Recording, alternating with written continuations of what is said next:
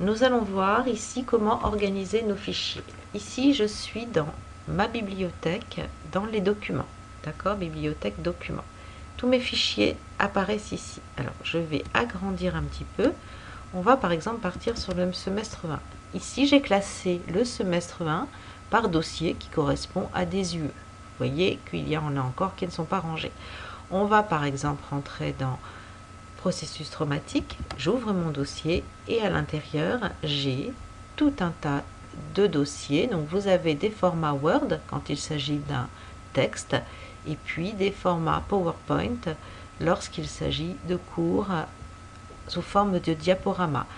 Ici, j'ai par exemple classé sous le nom de ressources des ressources que j'ai pu trouver ailleurs.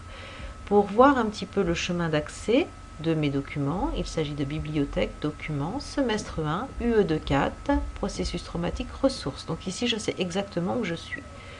Maintenant, voyons un petit peu comment, donc on revient en arrière, dans documents, comment créer un nouveau dossier. Donc vous avez sous Windows 7 la possibilité de créer directement ici. Mon nouveau dossier vient de se créer, je n'ai plus qu'à le renommer. Donc je le renomme essai. Et je sors, je vais le retrouver. Alors il va se ranger automatiquement par ordre alphabétique. Vous voyez ici qu'il n'y a rien, j'ai un dossier jaune vide. Je vais double-cliquer dessus. Et puis, je peux créer à l'intérieur des documents. Donc, j'ai cliqué droit, je vais vers Nouveau, et ici, j'ai tout un tas de possibilités. Donc, je peux décider, par exemple, de créer un document Office.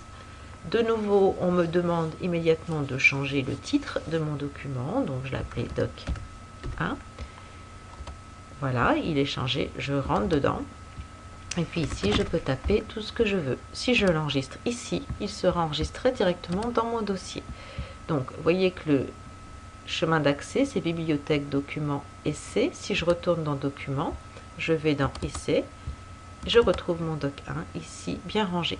Donc, il est impératif de bien créer une arborescence la plus intelligente possible pour pouvoir vous y retrouver et retrouver vos dossiers.